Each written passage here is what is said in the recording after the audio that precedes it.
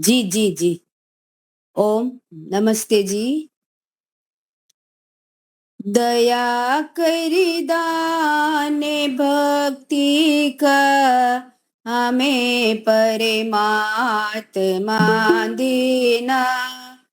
दया करना हमारी आत्मा में शुद्धता देना।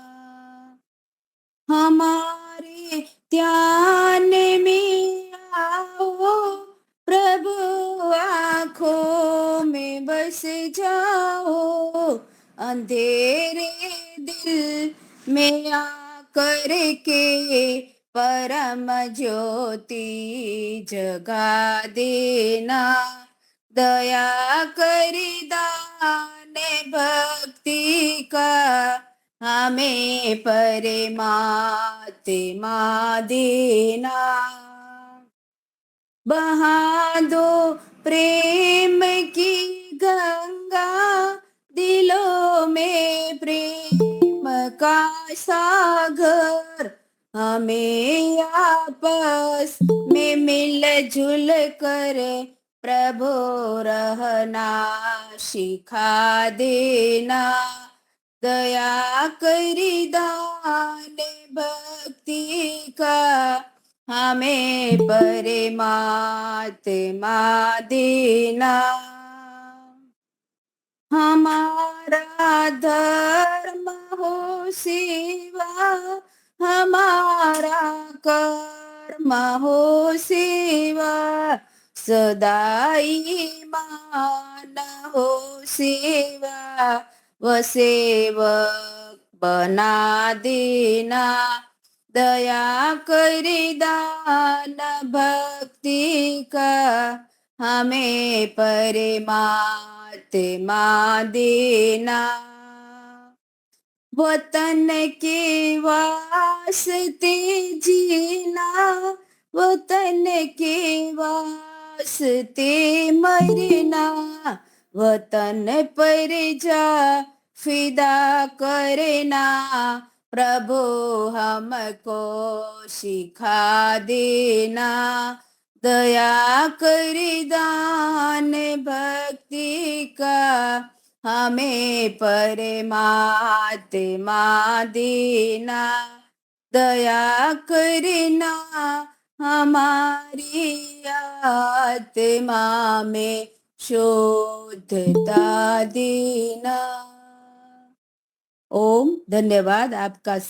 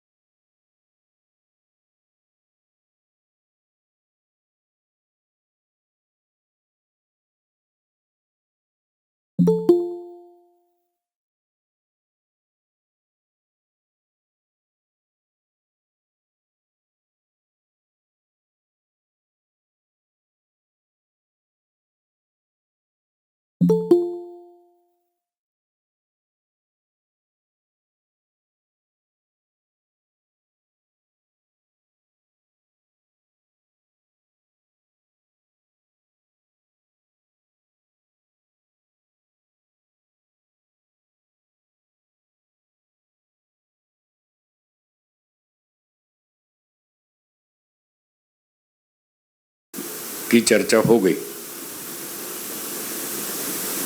अब इसके बाद है गायत्री मंत्र। गायत्री मंत्र बोलेंगे। ओम भूर्भुवः स्वः तत्सवितुर्वरेण्यम्। एक बार गायत्री मंत्र का पाठ करेंगे, मन को सावधान करेंगे। ओम भूर्भुवः स्वः तत्सवितुर्वरेण्यं भर्गो देवस्य धीमहि धियो यो नः प्रचोदयात्। ॐ शन्नो मित्रः शं वरुणः शन्नो भवत्वर्यमा शन्न इन्द्रो बृहस्पतिः शन्नो विष्णुरुक्रमः। नमो ब्रह्मणे नमस्ते वायो त्वमेव प्रत्यक्षं ब्रह्मासि त्वामेव प्रत्यक्षं ब्रह्म वदिष्यामि ऋतं वदिष्यामि सत्यं वदिष्यामि तन्मामवतु तद्वक्तारमवतु अवतु मामवतु वक्तारम् अवतु मामवतु वक्तारम्। ओम शांति शांति शांति। वंदनीय मातृशक्ति, उपस्थित सज्जनों, आदरणीय मुनि जी, सत्यार्थ प्रकाश के एकादश समुल्लास की चर्चा हम लोग गत कुछ अंकों से कर रहे हैं और इसमें अम्मी जी ने जो आर्यावर्तीय मतांतर हैं उनकी समीक्षा की है और खुल करके समीक्षा की है। यानी संसार के किसी भी और ग्रंथ में अपने ही देश में प्रचलित जो मतांतर हैं उनकी इतनी ईमानदारी के साथ समीक्षा करने का जो साहस है वो केवल और केवल मात्र हमें महर्षि दयानंद के सत्यार्थ प्रकाश में ही दिखाई देता है और किसी में ऐसा प्रतीत नहीं होता। बाकी लोगों ने भी सामाजिक कारणों से या राजनीतिक कारणों से बहुत सारे ग्रंथों की समीक्षा की है, लेकिन धार्मिक ग्रंथों के ऊपर जहां पर कि कर्मकांड और रीति रिवाज से जुड़ी हुई परंपराएं सम्मिलित हों, वहां इस प्रकार का साहस किसी अन्य महापुरुष के द्वारा किया गया हो ऐसा दिखाई नहीं देता। तो इस समुल्लास का महत्व जो है वो इस रूप में भी बहुत बड़ा है कि एक बहुत ही साहसी, और ये उस समय की बात है जब यहाँ पर राजतंत्र हुआ करता था, विशेष रूप से अंग्रेजों की सरकार थी। तो ऐसे में राजाओं के जो कि अनेक मतांतरों से जुड़े हुए थे, साथ ही साथ में हिंदू धर्म में भी जो राजा थे वो भी वैदिक मत को छोड़ करके अन्य मतों में बहुत ज्यादा, कोई शैव मत, कोई वैष्णव मत, इस प्रकार के अनेक भागों में बट गए थे। कोई स्वामी नारायण को लेकर के, कोई ब्रह्म कुमारी को लेकर के। तो ऐसे समय में पुराणों को और अन्य मतांतरों को लेकर के इतनी सटीक समीक्षा, इतनी निर्भीक समीक्षा करना ये कोई सामान्य बात नहीं थी और स्वामी जी ने ऐसा साहस उस समय में किया। आगे जो प्रकरण चल रहा है इसमें प्रश्न किया, क्या व्यास जी ने जो शारीरिक सूत्र बनाए हैं उनमें भी जीव ब्रह्म की एकता दिखती है? देखो, संपद्या आविर्भावः स्वेन शब्दात् ब्राह्मेण जैमिनी रूपन्यासादिभ्यः चिति तन्मात्रेण तदात्मकत्वादित्यौ डुलोमि एवमप्युन्यासात् पूर्वभावाद विरोधम बादरायणः अतएव चानन्याधिपतिः। अर्थात जीव अपने स्वरूप को प्राप्त होकर प्रकट होता है जो कि पूर्व ब्रह्म स्वरूप था, क्योंकि स्व शब्द से अपने ब्रह्म स्वरूप का ग्रहण होता है। अयम आत्मा अपहत पापमा इत्यादि उपन्यास ऐश्वर्य प्राप्ति पर्यंत हेतुओं से ब्रह्म स्वरूप से जीव स्थित होता है, ऐसा जैमिनी आचार्य का मत है। और ओडलोमी आचार्य तदात्मक स्वरूप निरूपण आदि बृहदारण्यक के हेतु रूप के वचनों से चैतन्य मात्र स्वरूप से जीव मुक्ति में स्थित रहता है। व्यास जी इन्हीं पूर्वोक्त उपन्यास आदि ऐश्वर्य प्राप्ति रूप हेतुओं से जीव का ब्रह्म स्वरूप होने में अविरोध मानते हैं। योगी ऐश्वर्य सहित अपने ब्रह्म स्वरूप को प्राप्त होकर अन्य अधिपति से रहित अर्थात स्वयं आप अपना और सबका अधिपति रूप ब्रह्म स्वरूप से मुक्ति में स्थित रहता है। ये प्रश्न किया कि आप इनको क्या मानते हैं, ये जो आचार्यों के वचन हैं। स्वामी जी उत्तर देते हैं, इन सूत्रों का अर्थ इस प्रकार का नहीं, किंतु इनका यथार्थ अर्थ यह है, सुनिए। जब तक जीव अपने स्वकीय शुद्ध स्वरूप को प्राप्त सब मलों से रहित होकर पवित्र नहीं होता, तब तक योग से ऐश्वर्य को प्राप्त होकर अपने अंतर्यामी ब्रह्म को प्राप्त होकर आनंद में स्थित नहीं हो सकता। योग दर्शन में भी यह सूत्र दिया गया है, स्वरूपे अवस्थानम, अपने रूप में स्थित होना। अपने रूप में, अपने स्वरूप में स्थित होने का मतलब है आत्मा अपने स्वरूप को जाने। यहां इसका अर्थ ये नहीं हो सकता कि आत्मा परमात्मा। अच्छा एक बात बतलाइए, अगर हर आत्मा परमात्मा हो जाता है और परमात्मा के अधीन नहीं रहता है तो फिर सारे परमात्मा है, तो परमात्मा कितने सारे हो गए? कोई किसी के अधीन नहीं रहेगा, तो इससे सारी अव्यवस्था हो जाएगी। इसलिए स्वामी जी इसका सही अर्थ कहते हुए कहते हैं कि अपने स्वरूप को जब तक नहीं जानता है तब तक ब्रह्म को भी नहीं जान सकता, ब्रह्म के आनंद को भी प्राप्त नहीं कर सकता और ऐश्वर्यवान भी नहीं हो सकता।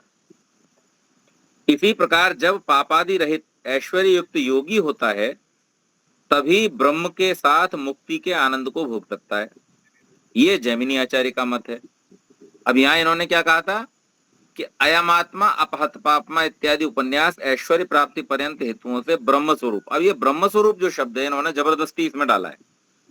स्वामी जी जबकि क्या कह रहे हैं कि पापादि रहित ऐश्वर्य युक्त योगी होता है, तो ऐश्वर्य युक्त शब्द से, भग ऐश्वर्य धातु से ऐश्वर्य शब्द सिद्ध होता है, तो जो ऐश्वर्यवान है उसको भगवान भी कहते हैं, जो ऐश्वर्यशाली है उसको ईश्वर भी कहते हैं। तो ईश्वर होना या भगवान होना का मतलब ये नहीं है कि उस ईश्वर की बात हो रही है जो इस संसार का संचालक है। थोड़े थोड़े ऐश्वर्य को प्राप्त करके भी व्यक्ति ईश्वर संज्ञावाचक हो सकता है। अब जैसे ईश्वर चंद्र विद्यासागर बहुत प्रसिद्ध लेखक साहित्यकार हुए हैं, उनका नाम है ईश्वर चंद्र विद्यासागर। आपके शहर में भी अनेक ओम, अनेक शिव, अनेक विष्णु नाम के लोग रहते होंगे, तो इसका मतलब ये तो नहीं हो जाता वो सब परमात्मा हो गए। ये जो संज्ञाएं हैं, ये संज्ञाएं जैसे मैंने आरंभ में बतलाया था कि प्रत्येक सत्ता की 3 प्रकार की संज्ञाएं होती हैं, गुणवाचक, कर्मवाचक, संबंधवाचक। तो अब ईश्वर के भी इसी प्रकार से गुण कर्म संभववाचक संबंधवाचक नाम है। मनुष्य के भी गुण कर्म संबंधवाचक नाम होते हैं। गुणवाचक नाम क्या है? कोई लेखक है, कोई पत्रकार है, कोई डॉक्टर है, कोई इंजीनियर है। कर्म क्या है? जो कार्य वो करता है, तो गुण और कर्म हो गया। और फिर संबंध, कोई पिता कहता है, कोई पुत्र कहता है, कोई भाई कहता है, कोई बहन कहता है। तो इस प्रकार से व्यक्ति के जो गुण कर्म और संबंधवाचक नाम होते हैं, इसी तरह से ईश्वर के भी नाम है। तो उसमें अगर किसी व्यक्ति को ऐश्वर्यशाली होने के कारण, जैसे हम सब लोग कहते हैं भगवान श्री रामचंद्र, भगवान श्री कृष्ण, तो यहाँ भगवान शब्द का अर्थ है कि उन्होंने ऐश्वर्य को प्राप्त किया था। उसका मतलब ये कभी नहीं लगाना चाहिए कि वो परमात्मा थे। जब अविद्यादि दोषों से छूट शुद्ध चैतन्य मात्र स्वरूप से जीव स्थिर होता है तभी तदात्मकत्व अर्थात ब्रह्म स्वरूप के साथ संबंध को प्राप्त होता है। अब यहाँ पर ये क्या कहा? अविद्यादि दोषों से छूटकर स्थिर होना। स्थिर होने का अर्थ यहाँ पर क्या है? स्थिर होने का अर्थ यहाँ पर है चेष्टा रहित होना, कि जिस प्रकार से व्यक्ति विषयों में अनेक प्रकार की आसक्तियां रखता है उसके कारण से उसका मन स्थिर नहीं होता। तो जब योगादि के द्वारा मन को स्थिर कर लेता है तो उस समय में उसकी जो संज्ञा है वो शुद्ध चैतन्य है और स्थिर होकर के तदात्मकत्व अर्थात ब्रह्म स्वरूप के साथ संबंध को प्राप्त होता है। अब इसके आगे कहा, जब ब्रह्म के साथ ऐश्वर्य और शुद्ध विज्ञान को जीते ही जीवन मुक्त होता है, तब अपने निर्मल पूर्व स्वरूप को प्राप्त होकर आनंदित होता है। ऐसा व्यास मुनि जी का कहना है। तो व्यास मुनि जी का जो इन्होंने अर्थ लगाया था, क्या लगाया कि योगी ऐश्वर्य सहित अपने ब्रह्म स्वरूप को प्राप्त होकर अन्य अधिपति से रहित स्वयं अपना और सबका अधिपति रूप ब्रह्म स्वरूप से मुक्ति में होता है। और ब्रह्म स्वरूप से होने में व्यास जी अविरोध मानते हैं, ऐसा इन्होंने कहा। लेकिन यहाँ पर स्वामी जी इस बात को स्पष्ट करते हैं कि ये ब्रह्म के साथ ऐश्वर्य और शुद्ध विज्ञान को, आप लोग प्रतिदिन प्रार्थना के मंत्रों को पढ़ते हैं, तो वहां पर स्वामी जी ने जो 8वां मंत्र है, अग्ने नय सुपथा राये अस्मान विश्वानि देव एनानि विद्वान युयोध्यस्म जुहुराण मेनो भूयिष्ठान्ते नम उक्तिम विधेम, इस मंत्र में उन्होंने एक बहुत महत्वपूर्ण बात कही है। वो कह रहे हैं कि विज्ञान व राज्यादि ऐश्वर्य की प्राप्ति के लिए अच्छे धर्मयुक्त आप्त लोगों के मार्ग से संपूर्ण प्रज्ञान और उत्तम कर्म प्राप्त कराइए और हमसे कुटिलता युक्त पाप रूप कर्म को दूर कीजिए। ये प्रार्थना की गई इस मंत्र में। तो वहां विज्ञान वा का अर्थ होता है अथवा और, अंग्रेजी वाला और। यहां पर विज्ञान व नहीं है, व का मतलब हो जाता है हिंदी वाला और वा का मतलब हो जाता है अंग्रेजी वाला और। तो यहाँ पर विज्ञान व राज्यादि ऐश्वर्य। अब देखिए, जिसकी विज्ञान में रुचि है, जिसको विज्ञान का ऐश्वर्य प्राप्त करना है, वो बाहरी चीजों से अपने आप को बचाता है। आपने अनेक वैज्ञानिकों की जीवनियों के बारे में पढ़ा होगा कि 15-15, 20-20 साल वो एक प्रयोग पर अपना सारा जीवन लेबोरेटरी में गुजार देते हैं और तब जाकर के कहीं उनको कोई सिद्धांत या कोई आविष्कार प्राप्त होता है। तो जिस व्यक्ति को विज्ञान की, इसी प्रकार से जो योगी हैं, जो आचार्य हैं, जो विद्वान हैं, वो एक एक विषय पर गंभीरता से चिंतन करने के लिए सारा जीवन पुस्तकालयों में और लेखनी के साथ में बिता देते हैं। तो अब जाकर के उनको रहस्य प्राप्त होते हैं, जीवन के रहस्य, परमात्मा का रहस्य, संसार का रहस्य। और ये बहुत गूढ़ जो बातें स्वामी जी ने सत्यार्थ प्रकाश में लिखी हैं, जिनको सामान्य दृष्टि से समझ पाना लगभग असंभव है, ऐसे सारे रहस्य प्राप्त किसको होते हैं? जो विज्ञान की उपासना करता है। तो विज्ञान व राज्यादि ऐश्वर्य, और जो दूसरे हैं जिनको सांसारिक भौतिक साधनों में जिनको रुचि है, वो राज्यादि ऐश्वर्य की प्राप्ति करते हैं। लेकिन दोनों को ही प्राप्त करने के लिए, विज्ञान को प्राप्त करें चाहे राज्यादि ऐश्वर्य को प्राप्त करें, प्रार्थना कितनी सुंदर की जा रही है कि हमें अच्छे धर्मयुक्त आप्त लोगों के मार्ग से, यानी हम राज्य को चोरी बेईमानी छीना झपटी से प्राप्त न करें, हम ऐश्वर्य को चोरी बेईमानी से प्राप्त न करें, विद्या को हम चोरी बेईमानी से प्राप्त करने का प्रयास न करें। जैसे आजकल होता है कि विद्यावान अपने आप को दिखाने के लिए लोग चोरी से बेईमानी से भी बहुत सारे सर्टिफिकेट प्राप्त कर लेते हैं, डिग्रियां चोरी से बेईमानी से खरीद लेते हैं। तो ऐसा न करें। क्या करें? विज्ञान व राज्यादि ऐश्वर्य की प्राप्ति के लिए अच्छे धर्मयुक्त आप्त लोगों के मार्ग से संपूर्ण प्रज्ञान और उत्तम कर्म। तो राज्यादि ऐश्वर्य चाहिए तो उसके लिए उत्तम कर्म, और विज्ञान वाले ऐश्वर्य की प्राप्ति करनी है तो उसके लिए प्रज्ञान। तो संपूर्ण प्रज्ञान और उत्तम कर्म प्राप्त कराइए। और फिर क्या प्रार्थना की आगे? कुटिलता युक्त पाप रूप कर्म को हमसे दूर कीजिए। तो जो व्यक्ति कुटिलता युक्त है, जो व्यक्ति पापों में लिप्त है, ऐसे व्यक्ति का प्राप्त किया हुआ जो ऐश्वर्य है वो भी उसको सुख पहुंचाने वाला नहीं होता। तो इसलिए कहा कि हमसे जो कुटिलता युक्त पाप रूप कर्म है उनको दूर कीजिए। इस कारण हम आपकी स्तुति रूप नम्रता पूर्वक प्रशंसा सदा किया करें और सर्वदा आनंद में रहें।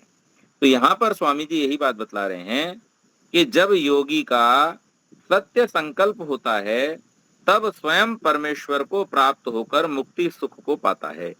तो मुक्ति सुख आप बाजार में पैसा खर्चा करके नहीं प्राप्त कर सकते। उसके लिए आपको क्या होना पड़ेगा? सत्य संकल्प होना पड़ेगा, सब प्रकार के दोषों से मुक्त होना पड़ेगा, रहित होना पड़ेगा। और दोषों से मुक्त होने का उपाय क्या है? दोषों से मुक्त होने का उपाय ऐसा कोई उपाय नहीं है कि जो आपको कहीं दूसरे के ऊपर निर्भर होकर के करना पड़े। दोषों से बचने का सबसे बढ़िया उपाय क्या है? आप स्वयं प्रयास करके अपने दोषों को छोड़िए। जैसे झूठ बोलना दोष है, तो वो कौन छुड़ाएगा आपसे? आपको खुद ही छोड़ना पड़ेगा। किसी व्यक्ति को नशा करने का दोष है, व्यसन है, तो वो दुर्व्यसन कौन छुड़ाएगा? आपको स्वयं ही छोड़ना पड़ेगा। इसी प्रकार से अन्य जितने भी प्रकार के दुर्गुण और दुर्व्यसन हैं, उनको छोड़ने का आपको स्वयं ही प्रयत्न करना होता है। प्रार्थना परमेश्वर से करें, लेकिन प्रयत्न स्वयं करें। और जब आप पूरी शक्ति से, पूरे मनोयोग से प्रयत्न करेंगे, तब निश्चित मान लीजिए कि जिस समय आपने इन दुर्व्यसनों को अपनाया था, आपको इस बात का अच्छी प्रकार से ज्ञान था। देखिएगा, बहुत मैं एक गंभीर बात कहने जा रहा हूं। जिस समय हमने किसी भी दुर्गुण और दुर्व्यसन को अपनाया था, उस समय हमें ये अच्छी तरह से पता था कि ये दुर्गुण है, ये दुर्व्यसन है, इसका हमारे शरीर और मन पर विपरीत प्रभाव पड़ेगा। ये बात हमें उसी समय पता थी जिस समय हमने उसको अपनाया था।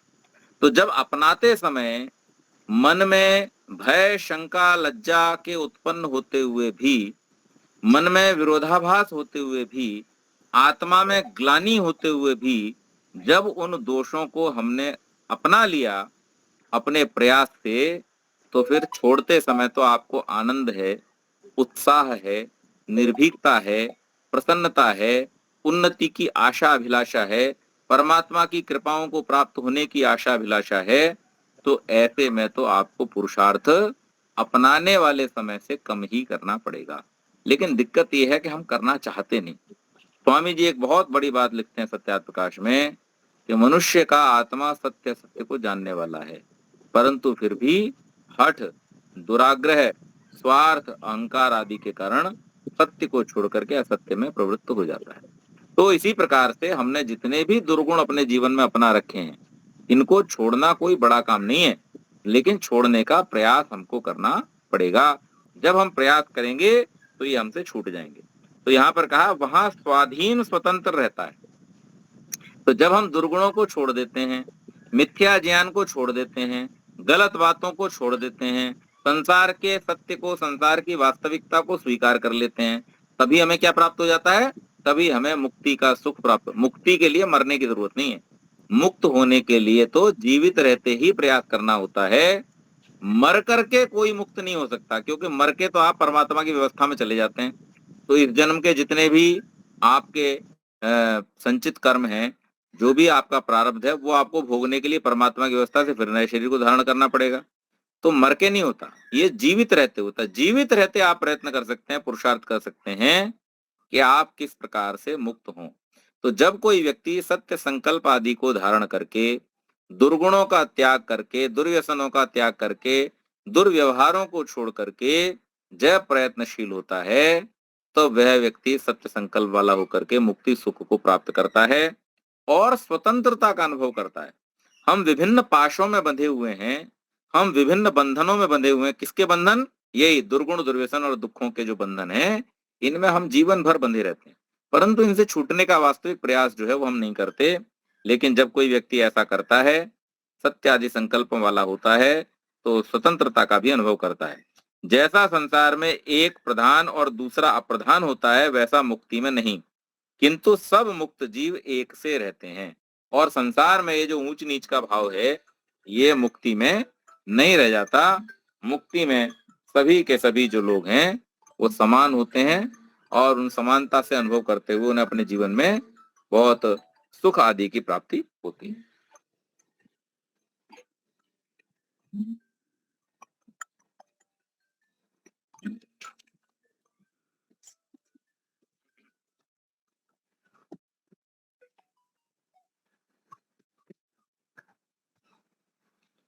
आगे देखिए, आगे कहा नेतरोनुपपत्तेः भेद व्यपदेशाच्च विशेषण भेद व्यपदेशाभ्याम च नेतरौ अस्मिन्नस्य च तद्योगम शास्ति अंतस्तद्धर्मोपदेशात् भेद व्यपदेशाच्च न्यायः गुहां प्रविष्टावात्मानौ हि तद्दर्शनात् अनुपपत्तेस्तु न शारीरः अंतर्याम्यधिदैवादिषु तद्धर्म व्यपदेशात् शारीरश्चोभयेऽपि हि भेदनैनम् अधीयते।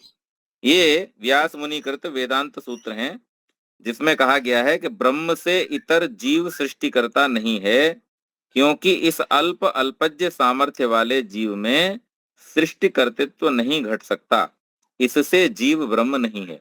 अब जिन व्यास मुनि को आधार बना करके ये नवीन वेदांती लोग इस बात को कहते हैं, वहां पर वेदांत दर्शन में स्पष्ट रूप से व्यास मुनि ये बात कह रहे हैं कि जीव ब्रह्म नहीं है, क्योंकि जीव अल्प सामर्थ्य वाला है और ब्रह्म ब्रह्म जो है वो सर्व सामर्थ्यवान है।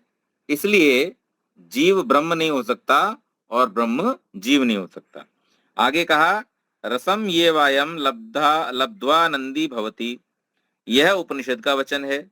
जीव और ब्रह्म भिन्न है, क्योंकि इन दोनों का भेद प्रतिपादन किया है। जो ऐसा न होता तो रस अर्थात आनंद स्वरूप ब्रह्म को प्राप्त होकर जीव आनंद स्वरूप होता है। यह प्राप्ति विषय ब्रह्म और प्राप्त होने वाले जीव का निरूपण नहीं घट सकता था। तो अगर ब्रह्म और जीव एक हो ही जाता है, जब ये स्पष्ट ही है कि जब शरीर छोड़ देता है तो ब्रह्म हो जाता है, तो ऐसे में तो फिर प्राप्त करने की जो प्रयत्न और इच्छा है उसका कोई उद्देश्य नहीं रहता। इसलिए ब्रह्म और जीव एक नहीं है। फिर आगे कहा, दिव्यो यमूर्तः पुरुषः स बाह्याभ्यंतरो यजः अप्राणो यमनाः शुभ्रो यक्षरात् परतः परः। दिव्य शुद्ध मूर्तिमत्व रहित, सब में पूर्ण, बाहर भीतर निरंतर व्यापक, अज जन्म मरण शरीर धारणादि रहित, प्रश्वास प्रश्वास शरीर और मन के संबंध से रहित, सूक्ष्म जीव उससे भी परमेश्वर परे अर्थात ब्रह्म सूक्ष्म है। प्रकृति और जीवों से ब्रह्म का भेद प्रतिपादन रूप हेतुओं से प्रकृति और जीवों से ब्रह्म भिन्न है। तो ये तीनों सत्ताएं जो त्रैतवाद की बात महर्षि और वेद करते हैं, वही बात वास्तव में वैज्ञानिक रूप से भी, तार्किक रूप से भी, सैद्धांतिक रूप से भी सिद्ध होती है कि जो जीव है वो ब्रह्म नहीं है, जो प्रकृति है वो ब्रह्म नहीं है। जीव अलग है, प्रकृति अलग है और ब्रह्म अलग है। इसी सर्वव्यापक ब्रह्म में जीव का योग व जीव में ब्रह्म का योग प्रतिपादन करने से जीव और ब्रह्म भिन्न है, क्योंकि योग भिन्न पदार्थों का हुआ करता है। और इसमें भी अगर आप कहें कि भाई योग के माध्यम से उससे जुड़ा जा सकता है, ब्रह्म से जुड़ा जा सकता है, तो जुड़ा उसी चीज से जाएगा जो अलग होगी। जो अलग नहीं है उससे जुड़ने की आवश्यकता नहीं होती। इस ब्रह्म के अंतर्यामी आदि धर्म कथन किए हैं, और जीव के भीतर व्यापक होने से व्याप्य जीव ब्रह्म से भिन्न है, क्योंकि व्याप्य व्यापक संबंध भी भेद में संगठित होता है। और जहां पर इधर वेद व्यास मुनि ने जो चर्चा की है व्याप्य व्यापक संबंध की, उपनिषदों में जो चर्चा की गई है आत्मा के व्यापकत्व, आत्मा में परमात्मा के व्यापकत्व की, उनसे भी ये बात पता चलती है कि जब किसी का व्याप्य व्यापक का संबंध है तो इसका मतलब वो दो चीजें हैं, वो एक चीज नहीं है। जैसे परमात्मा जीव से भिन्न स्वरूप है, वैसे इंद्रिय, अंतःकरण, पृथ्वी आदि भूत, दिशा, वायु, सूर्य आदि दिव्य गुणों के योग से देवता वाच्य विद्वानों से भी परमात्मा भिन्न है। और इसी प्रकार से स्वामी जी यहाँ पर इस बात को भी स्पष्ट कर रहे हैं कि जो लोग या तो दिव्य शक्तियों को भगवान मान लेते हैं, या फिर जो महापुरुषों को या विद्वानों को जो भगवान मान लेते हैं, जैसे ये जो व्यक्ति पूजा शुरू हुई है, ये व्यक्ति पूजा के शुरू होने का कारण क्या है? ये यही गलत बात है कि व्यक्ति को भगवान मान करके उसकी पूजा करना यह निश्चित रूप से वेद के सिद्धांत के विरुद्ध है। क्योंकि ऋषि दयानंद स्पष्ट कह रहे हैं वेद के अनुसार उपासना के योग्य केवल मात्र ईश्वर है, परमात्मा केवल ईश्वर है, और सामान्य जो शरीरधारी हैं वो किसी भी प्रकार से ईश्वर के पर्याय या ईश्वर के समतुल्य नहीं हो सकते, किसी भी रूप में नहीं हो सकते, क्योंकि वो तो बहुत ही अल्पज्ञ हैं, बहुत ही अल्प सामर्थ्य वाले हैं, और जीव हैं जीवों की संख्या कितनी है? असंख्य है। और परमात्मा एक है, सर्व सामर्थ्यवान, सर्वज्ञ और सब प्रकार के दिव्य गुणों से युक्त है, आनंद स्वरूप है। इसलिए जीव कभी परमात्मा नहीं हो सकता। तो आजकल ये जो बहुत सारे धरती पे तथाकथित भगवान और भगवानों के मंदिर बना रखे हैं, इन सब बातों को भी हमें वेद के अनुसार विचार करना चाहिए और तदनुसार निर्णय लेना चाहिए। हाँ, आप अपने महापुरुषों की स्मृति के लिए उनके संग्रहालय बनाएं, उनके स्मरणालय बनाएं, वो बात ठीक है। आप उनके चित्र, उनकी मूर्तियां स्थापित करें, वहां तक भी बात ठीक है। लेकिन उनको भगवान मान करके और असली भगवान को भूल जाना, उसकी पूजा से विमुख होकर के इनकी पूजा करना और उपासना आदि जो सद्गुण हैं, जो केवल परमात्मा के साथ ही हो सकते हैं, उनसे रहित हो जाना। क्यों? क्योंकि कोई भी व्यक्ति चाहे कितना ही बड़ा, कितना ही विद्वान और कितना ही सामर्थ्यवान क्यों न हो, फिर भी वो एक देशीय ही रहेगा, वो सर्वदेशीय नहीं हो सकता। इसलिए जब एक देश में उसकी उपासना लोग करेंगे तो दूसरे देश में उपासना नहीं कर सकते। परंतु परमात्मा ही केवल ऐसा है जो सर्वव्यापी है, और इसलिए परमात्मा की कोई कहीं भी हो, किसी भी स्थान पर क्यों ना हो, किसी भी देश में क्यों ना हो, किसी भी काल, किसी भी परिस्थिति में क्यों ना हो, लेकिन फिर भी वो परमात्मा की उपासना कर सकता है। इसलिए महर्षि ने लिखा परमात्मा की ही उपासना करनी चाहिए, अन्य की नहीं। तो हम इस बात को भी, इस सिद्धांत को भी इस समुल्लास के माध्यम से जान पाते हैं कि ये जो व्यक्ति पूजा है ये दोषपूर्ण है और व्यक्ति पूजा कभी नहीं होनी चाहिए। यथा योग्य सत्कार के रूप में ही केवल मात्र उनकी पूजा होनी चाहिए, परंतु ईश्वर मान करके और उस रूप में उनकी उपासना और पूजा करने का जो हमारे मनों में भ्रम रहता है, उससे हमें सर्वथा बचना चाहिए। शरीरधारी जीव ब्रह्म नहीं, क्योंकि ब्रह्म से जीव का भेद स्वरूप से सिद्ध होता है।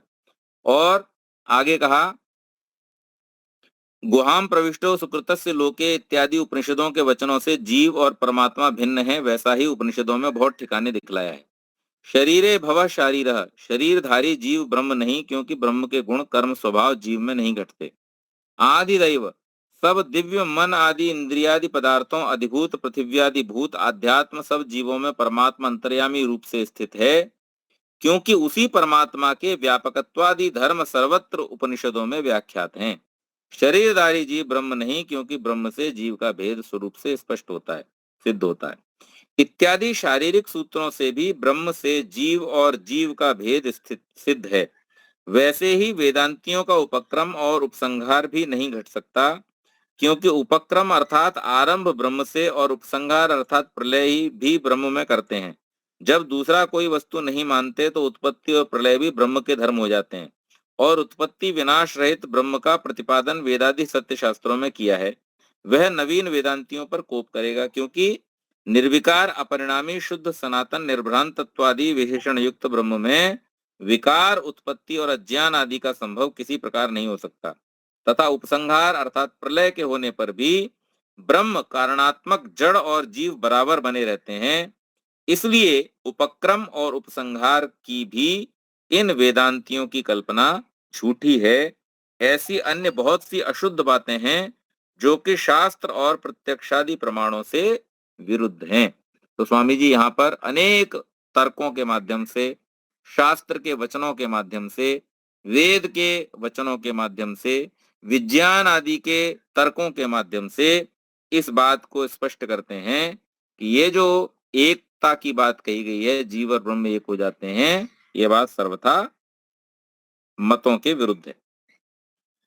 इसके पश्चात कुछ जैनियों और कुछ शंकराचार्य के अनुयायी लोगों के उपदेश के संस्कार आर्यावर्त में फैले थे। आपस में खंडन मंडन भी चलता था। शंकराचार्य के 300 वर्ष के पश्चात उज्जैन नगरी में विक्रमादित्य राजा कुछ प्रतापी हुआ, जिसने सब राजाओं के मध्य प्रवृत्त हुई लड़ाई को मिटाकर शांति स्थापना की। तत्पश्चात भर्तृहरि राजा काव्यादि शास्त्र और अन्य में भी कुछ कुछ विद्वान हुआ। उसने वैराग्यवान होकर राज्य को छोड़ दिया। विक्रमादित्य के 500 वर्ष के पश्चात राजा भोज हुआ।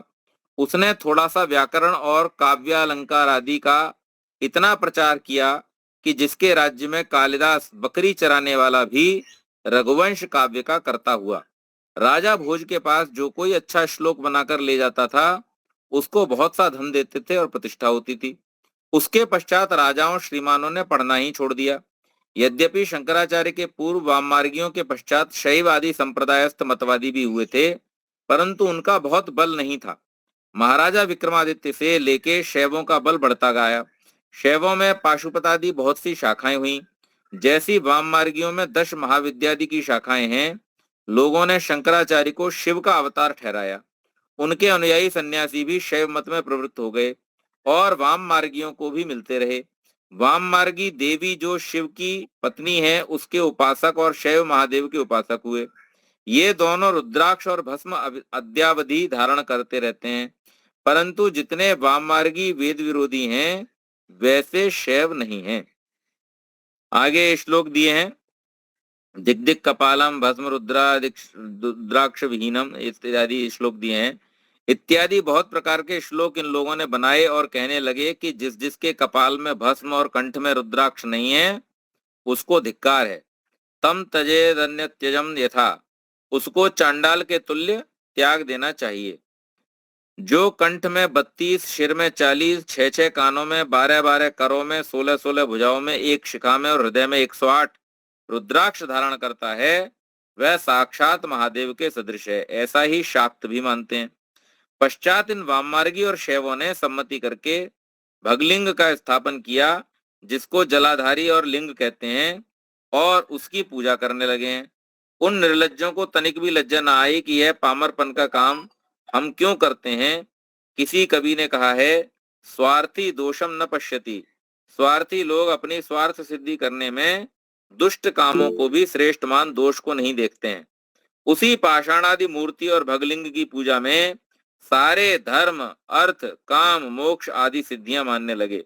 जब राजा भोज के पश्चात जैनी लोग अपने मंदिरों में मूर्ति स्थापन करने और दर्शन स्पर्शन को आने जाने लगे, तब तो इन पोपों के चेले भी जैन मंदिर में जाने आने लगे।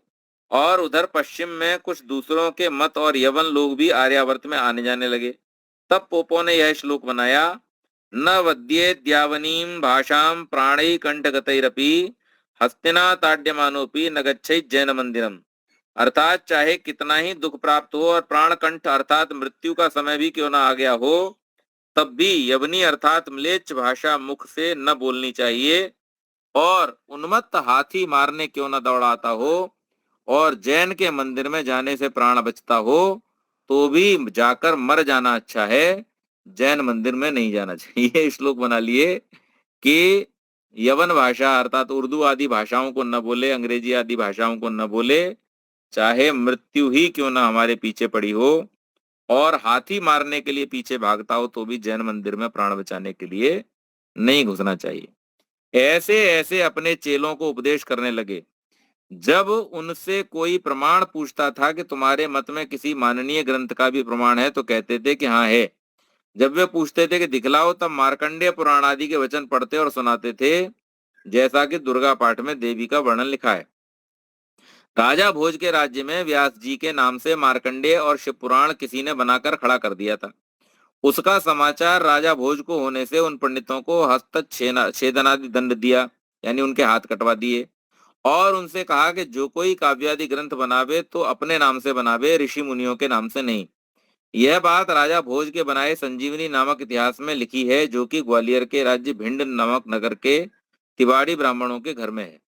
अब आप देखिए 18 पुराण व्यास जी ने लिखा, अष्टादश पुराणेशु, है ना। तो व्यास जी के नाम से 18 पुराण लिख दिए, जबकि व्यास जी का इन पुराणों से कोई लेना देना नहीं है। तो उस समय में जब राजा पढ़े लिखे होते थे, राजा भोज जैसे पढ़े लिखे विद्वान जो राजा थे, उन्होंने क्या किया कि जब उन्हें ये सूचना मिली कि किसी ने ऋषि के नाम से लिख करके कोई पोप ग्रंथ बना दिया है, झूठा ग्रंथ बना दिया है, असैद्धांतिक ग्रंथ बना दिया, उन्होंने उन्हें पकड़वा के उनके हाथ काट दिए और ये घोषणा करवाई कि जो कोई भी काव्य आदि लिखे वो अपने नाम से लिखे, है ना। आगे कहा कि यह बात राजा भोज के बनाए संजीवनी नामक इतिहास में लिखी है, जो ग्वालियर राजा भिंड नामक तिवारी ब्राह्मणों घर में, जिसको लखुना के राव साहब और उनके गुमाश्ते रामदयाल चौबे जी ने अपनी आंखों से देखा है। उसमें स्पष्ट लिखा है कि व्यास जी ने 4,400 और उनके शिष्य ने 5,600 श्लोक युक्त अर्थात सब मिलाकर 10 सहस्र श्लोकों के प्रमाण भारत बनाया था। वह महाराजा विक्रमादित्य के समय 20 सहस्र, महाराजा भोज कहते हैं कि मेरे पिताजी के समय 25 सहस्र और मेरी आधी उम्र में 30 सहस्र श्लोक युक्त महाभारत का पुस्तक बनता है।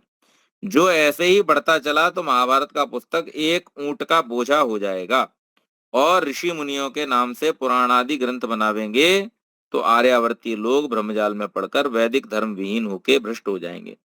इससे विदित होता है कि राजा भोज को कुछ कुछ वेदों का संस्कार था। इनके भोज प्रबंध में लिखा है कि घट्टियकया क्रोश दशैकमश्वः सुकृत्यमो गच्छति चारुगत्या वायुम ददाति व्यंजनम सुपुष्कलम विना मनुष्येण चलत्यस्रम। अर्थात राजा भोज के राज्य में और समीप ऐसे शिल्पी लोग थे कि जिन्होंने घोड़े के आकार एक यान यंत्र कला युक्त बनाया था जो कि एक कच्ची घड़ी में 11 कोष और 1 घंटे में 27.5 कोष जाता था। वह भूमि और अंतरिक्ष में भी चलता था और दूसरा पंखा ऐसा बनाया कि बिना मनुष्य के चलाए कला यंत्र के बल से नित्य चला करता था और पुष्कल वायु देता था। जो ये दोनों पदार्थ आज तक बने रहते तो यूरोपियन इतने अभिमान में न चढ़ जाते। तो राजा भोज के समय, जो कि बहुत पुराना समय नहीं है, 2,500 साल के लगभग पहले की बात है, 1500 से 2000 साल के बीच की, उस समय तक भी हमारा जो ज्ञान विज्ञान था वो बहुत उत्तम था और वो अगर बना रहता तो निश्चित मानिए कि ये जो सारे के सारे आविष्कार आज के बच्चों को ऐसा लगता है कि सब विदेशियों ने किए, ये ऐसा भ्रम न होता। जब पोप जी ने अपने चेलों को जैनियों को से रोकने लगे तो भी मंदिरों में जाने से न रुक सके और जैनियों की कथा में भी लोग जाने लगे। जैनियों के पोप इन पुराणियों के पोपों के चेलों को बहकाने लगे। तब पुराणियों ने विचारा कि इसका कोई उपाय करना चाहिए, नहीं तो अपने सब चेले जैनी हो जाएंगे। पश्चात पोपों ने यही सम्मति की कि जैनियों के सदृश अपने भी अवतार, मंदिर, मूर्ति और कथा के पुस्तक बनावें। इन लोगों ने जैनियों के 24 तीर्थंकरों के सदृश 24 अवतार, मंदिर और मूर्तियां बनाई और जैसे जैनियों के आदि और उत्तर पुराण आदि हैं वैसे ही 18 पुराण बनाने लगे। राजा भोज के 150 वर्ष के पश्चात वैष्णव मत का आरंभ हुआ। एक षटकोप नामक कंजर वर्ण में उत्पन्न हुआ था, उससे थोड़ा सा चला। उसके पश्चात मुनि वाहन भंगी कुलोत्पन्न और तीसरा यावनाचार्य यवन कुलोत्पन्न आचार्य हुआ। तत्पश्चात ब्राह्मण कुल चौथा रामानुज हुआ और उसने अपना मत फैलाया। शैवों ने शिव पुराण आदि, शाक्तों ने देवी भागवत आदि, वैष्णवों ने विष्णु पुराण आदि बनाए। उनमें अपना नाम इसलिए नहीं धरा कि हमारे नाम से बनेंगे तो कोई प्रमाण न मानेगा, इसलिए व्यास आदि ऋषियों मुनियों के नाम धर के पुराण बनाए। नाम भी इनका वास्तव में नवीन रखना चाहिए था, परंतु जैसे कोई दरिद्र अपने बेटे का नाम महाराजा धीराज और आधुनिक पदार्थ का नाम सनातन रख दे तो क्या आश्चर्य है। अब इनके आपस के झगड़े जैसे हैं वैसे पुराणों में भी धरे हैं। तो आप लोगों में से किसी ने अगर पुराणों का अध्ययन किया हो तो उसमें आप देखेंगे कि जिसका पुराण है उसकी महिमा और बाकी सब उससे नीचे। यानी जब आप विष्णु पुराण पढ़ेंगे तो विष्णु पुराण में शिव और ब्रह्मा जो हैं वो विष्णु जी की उपासना कर रहे हैं, उनके अधीन हैं। जब शिव पुराण पढ़ेंगे तो शिव पुराण में शिव जी महादेव हैं और विष्णु जी और ब्रह्मा जी सब उनकी स्तुति करते हैं। जब ब्रह्म पुराण पढ़ेंगे तो उसमें अलग, देवी पुराण पढ़ेंगे तो ये तीनों के तीनों देवी के भक्त हैं। तो कहने का अभिप्राय ये है कि जैसे झगड़े घर में आपस में होते हैं वैसे ही झगड़े इन्होंने इन देवी देवताओं के नाम पर भी लगा दिए और इस प्रकार के पुराणों को गढ़ दिया। देखो, देवी भागवत में श्री नामा एक देवी स्त्री जो श्रीपुर की स्वामिनी लिखी है, उसी ने सब जगत को बनाया और ब्रह्मा विष्णु महादेव को भी उसी के हाथ ने रचा। जब उस देवी की इच्छा हुई तब उसने अपना हाथ घिसा, उसके हाथ में एक छाला हुआ, उसमें से ब्रह्मा की उत्पत्ति हुई। उससे देवी ने कहा कि तू मुझसे विवाह कर ले। ब्रह्मा ने कहा कि तू मेरी माता है, मैं तुझसे विवाह नहीं कर सकता। ऐसा सुनकर माता का क्रोध चढ़ा और लड़के को भस्म कर दिया और फिर हाथ घिस के उसी प्रकार का लड़का उत्पन्न किया। उसका नाम विष्णु रखा। उससे भी उसी प्रकार कहा, उसने न माना तो उसको भी भस्म कर दिया। पुनः उसी प्रकार तीसरे लड़के को उत्पन्न किया, उसका नाम महादेव रखा और उससे कहा तू मुझसे विवाह कर। महादेव बोला कि तुझसे विवाह नहीं कर सकता, तू दूसरी स्त्री का शरीर धारण कर। वैसा ही देवी ने किया। तब महादेव बोला कि ये दो ठिकाने राक्षसी क्या पड़ी है। देवी ने कहा कि ये दोनों तेरे भाई हैं। इन्होंने मेरी आज्ञा न मानी इसलिए भस्म कर दिए। महादेव ने कहा कि मैं अकेला क्या करूंगा, इनको जिला दे और 2 स्त्री और उत्पन्न करके तीनों का विवाह तीनों से होगा। ऐसा ही देवी ने किया, फिर तीनों के साथ विवाह हुआ। वाहरे माता से विवाह न किया और बहन से कर लिया। क्या इसको उचित समझना चाहिए? पश्चात इंद्रादि को उत्पन्न किया। ब्रह्मा, विष्णु और रुद्र, इंद्र इनको पालकी के उठाने वाले कहार बनाया। इत्यादि गपोड़े लंबे चौड़े मनमाने लिखे हैं। कोई उनसे पूछे कि उस देवी का शरीर और उस श्रीपुर का बनाने वाला और देवी के माता पिता कौन थे? जो कहो कि देवी अनादि है तो संयोगजन्य वस्तु है, वह अनादि कभी नहीं हो सकती। जो पुत्र माता से विवाह करने में डरे तो भाई बहन के विवाह में कौन सी अच्छी बात निकलती है? जैसी इस देवी भागवत में महादेव, विष्णु और ब्रह्मादि की क्षुद्रता और देवी की बड़ाई लिखी है, इसी प्रकार शिव महापुराण में देवी आदि की बहुत क्षुद्रता लिखी है। अर्थात ये सब महादेव के दास और महादेव का सबका ईश्वर है। और जो रुद्राक्ष अर्थात एक वृक्ष से फल की गुठली और राख धारण करने से मुक्ति मानते हैं, तो राख में लौटने हारे गधा आदि पशु और गुंगुची आदि के धारण करने वाले भील कंजर आदि मुक्ति को जावें, और सुअर, कुत्ते, गधा आदि पशु राख में लौटने वालों को मुक्ति क्यों नहीं मिलती? तो यहाँ स्वामी जी ने बहुत ही तार्किक ढंग से, साथ ही साथ में थोड़ा सा विनोदपूर्ण ढंग से इस बात को समझाने का आर्यावर्तीय लोगों को प्रयास किया है कि हमारा जो प्राचीन साहित्य है, हमारा जो वैदिक साहित्य और वैदिक संस्कृति है, वही सर्वोत्तम है। और उस ईश्वरीय संस्कृति को, ईश्वर प्रदत्त ज्ञान को प्राप्त करके ही हमारे जीवन का कल्याण हो सकता है, हमारा मार्ग प्रशस्त हो सकता है। हम संसार की वास्तविकता को जान सकते हैं और संसार की वास्तविकता को जान करके अपना कल्याण कर सकते हैं। तो ये 11वें समोल्लास का जो यहाँ तक का प्रकरण है उसको आज रखेंगे। अगर इससे संबंधित आपके कोई प्रश्न हो तो आप लोग अवश्य पूछ सकते हैं, और शेष आगे की कथा आगे के अंकों में करेंगे। बहुत बहुत धन्यवाद।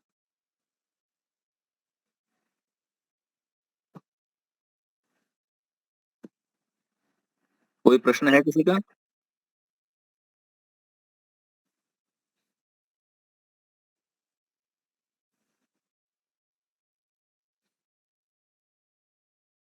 पंडित जी नमस्ते जी।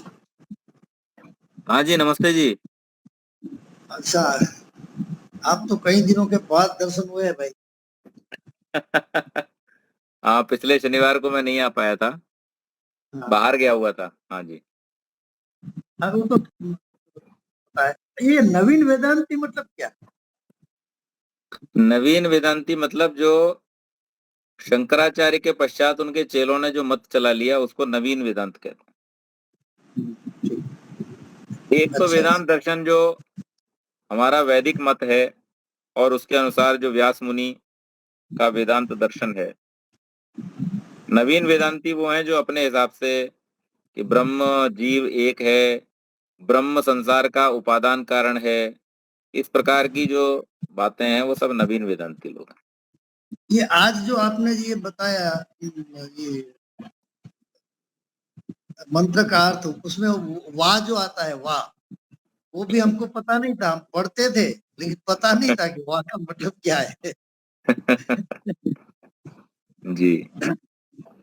और ये आपने प्रूव किया, ये अच्छा तरीका रहा ना। मुझे लगता है कि ये जीव और ईश्वर है, क्योंकि हाँ जी।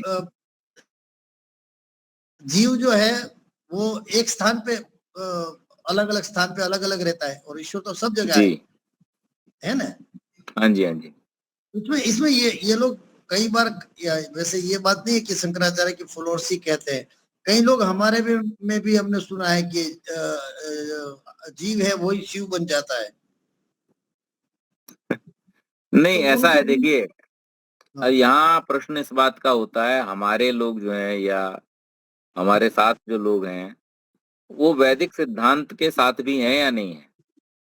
वैदिक सिद्धांत का कहना ये है कि इस संसार में 3 सत्ताएं हैं, ईश्वर, जीव और प्रकृति। ईश्वर निमित्त, प्रकृति उपादान और जीव उसका भोक्ता है। अब इस सिद्धांत को जो नहीं मानते हैं या वेद के सिद्धांत को जो नहीं मानते हैं, तो निश्चित बात है कि वो फिर नाम चाहे कुछ भी रखें, चाहे वो अपने आप को आर्य समाजी कहें, चाहे वो अपने आप को सनातनी कहें, लेकिन वास्तव में देखा जाए तो वेद की बात को न मानने वाला व्यक्ति न तो आर्य समाजी है न सनातनी है। सनातन शब्द का अर्थ ही है जो वेद से चला हुआ है। सनातन के दो अर्थ होते हैं, एक तो सनातन का अर्थ है जो सदा से है, यानी जो न नूतन है न पुरातन है, नूतन और पुरातन की संज्ञा से जो परे है उसका नाम है सनातन, यानी जो सदा से है, सदा रहेगा, यूनिवर्सल जिसको बोलते हैं। दूसरा सनातन का एक अर्थ ये भी होता है कि जो वेद प्रतिपाद्य है। तो अगर कोई अपने आप को सनातनी कहता है और वेद की बात को, वेद के सिद्धांत को नहीं मानता है, तो ऐसे व्यक्ति का सनातनी होना केवल एक भ्रम मात्र है, वो वास्तव में सनातनी नहीं है। तो ये बात भी हमको समझनी चाहिए कि सनातनी होने का अर्थ है वेद की आज्ञाओं को मानना।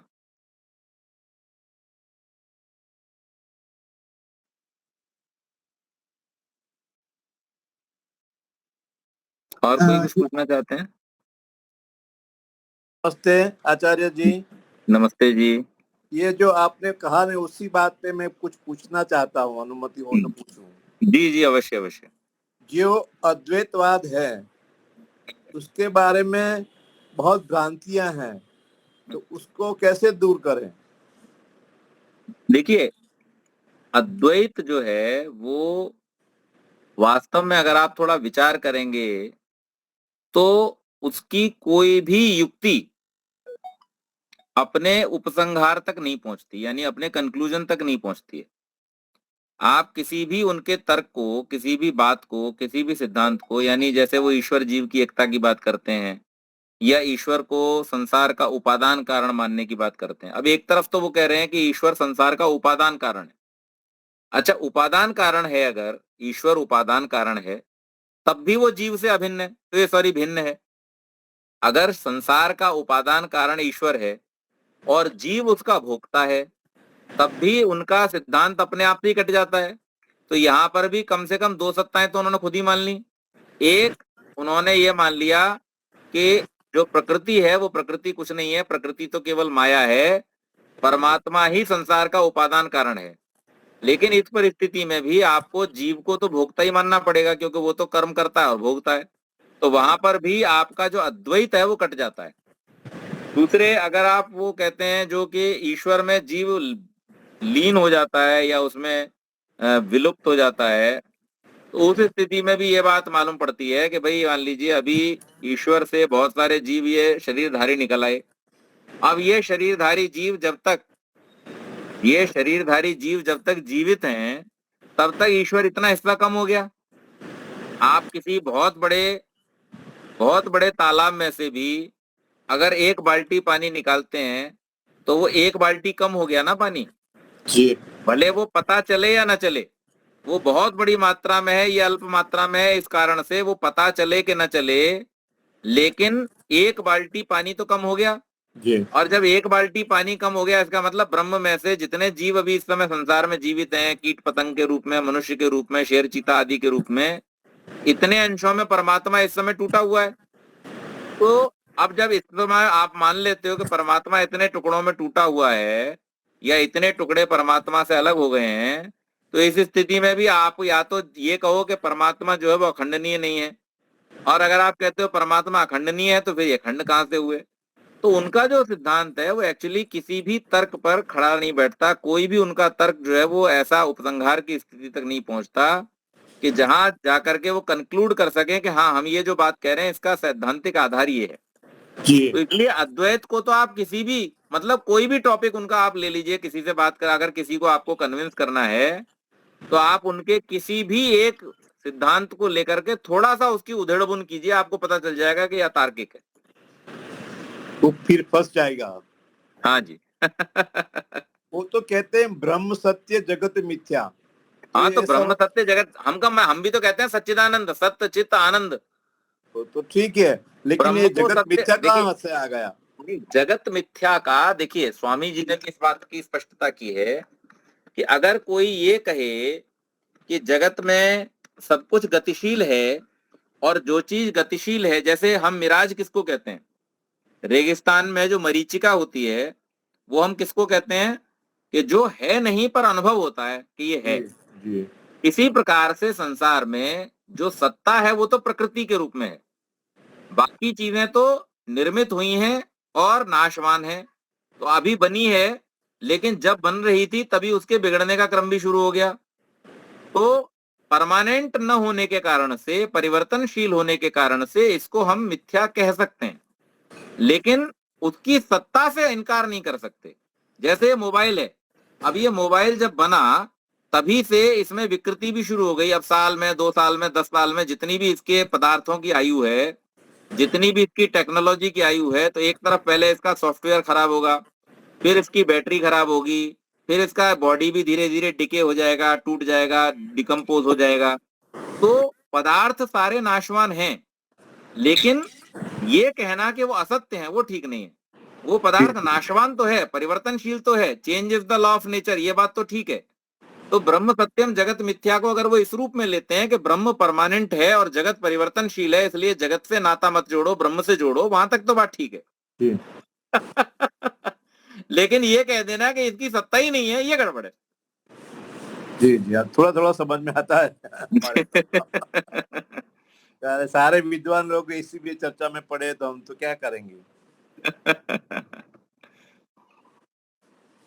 धन्यवाद जी। आचार्य जी। अच्छा अच्छा जी, नमस्ते जी, नमस्ते। नमस्ते जी, नमस्ते। शांति पाठ करें बहन जी। ओम द्यौः शान्तिरन्तरिक्षं शान्तिः पृथिवी शान्तिरापः शान्तिरोषधयः शान्तिः वनस्पतयः शान्तिर्विश्वे देवाः शान्तिर्ब्रह्म शान्तिः सर्वं शान्तिः शान्तिरेव शान्तिः सा मा शान्तिरेधि। ओम शांति शांति शांति। सभी को धन्यवाद आचार्य जी, नमस्ते आपको। नमस्ते पंडित जी। नमस्ते जी, सभी को नमस्ते। सभी को सादर नमस्ते।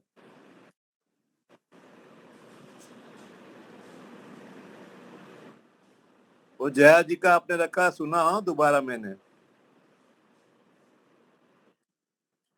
हाँ, बहुत अच्छा लगा, अभी सुना दोबारा।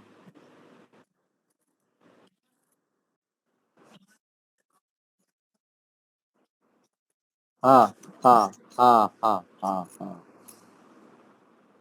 आप बहुत काम करती हैं, 11-11 घंटा ऐसा बताया।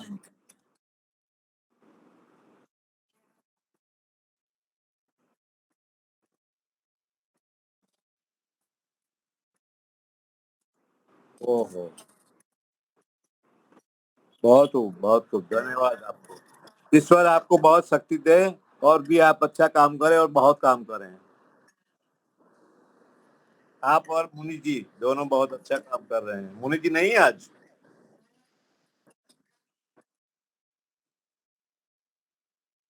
अच्छा अच्छा, हाँ वो थोड़ा बता रहे थे लेकिन मैंने थोड़ा लेट चालू किया।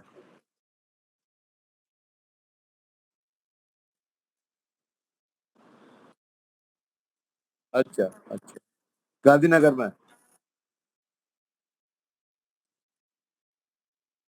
हम्म। जी जी हाँ, वहाँ लाकरोडा में हवन था आज पूर्णिमा का। मैं मेरे पास भी संदेश आया था प्रियेश जी का, लेकिन मेरा जाना तो मुश्किल है तो मैं निकाया नहीं। सुबह तो दवा खाने जाता हूँ, क्लिनिक पे जाता हूँ ना 2-3 घंटे तक। वो दुधेश्वर रोड पर है, वो जो मोहन विकास की कापड़ की दुकान है उसके सामने है। सफल सफल 6 के सामने, वाटिका वाटिका। मैं एड्रेस भेज दूंगा, अगर कहीं निकले तो मिलेंगे। लेकिन बस ये वाड़ीलाल की जो थी ना आइसक्रीम की फैक्ट्री, उसके थोड़ा साइड में है मेरा दवाखाना, जिसको बोलते हैं दरियापुर कड़ियाना का नहीं, दूसरा कुछ है। दरियापुर तो है लेकिन कुछ अलग नाम है, भूल गया मैं। वाटिका, अभी वाटिका रेसिडेंसी करके फ्लैट है, वहाँ नीचे दुकान है, उसमें दवाखाना है। और जो हनुमानपुरा एरिया बोलते हैं ना, BRTS का बस स्टैंड है, बिल्कुल उसके सामने है। हाँ, AEC का जो सब स्टेशन है ना, AEC का, उसी लाइन में थोड़ा आगे है। हाँ, ब्रिज उतरते हैं, दधीची ब्रिज, उसके बाद नरेंद्र माता का मंदिर आता है, फिर राइट साइड टर्न लेते हैं, गुरुद्वारा, हनुमानपुरा, और सामने मेरा क्लिनिक है। मेरा क्लिनिक मतलब चैरिटेबल डिस्पेंसरी है, मैं तो सेवा देता हूँ। हाँ हाँ हाँ हाँ। अच्छा जी, मिलते हैं, धन्यवाद।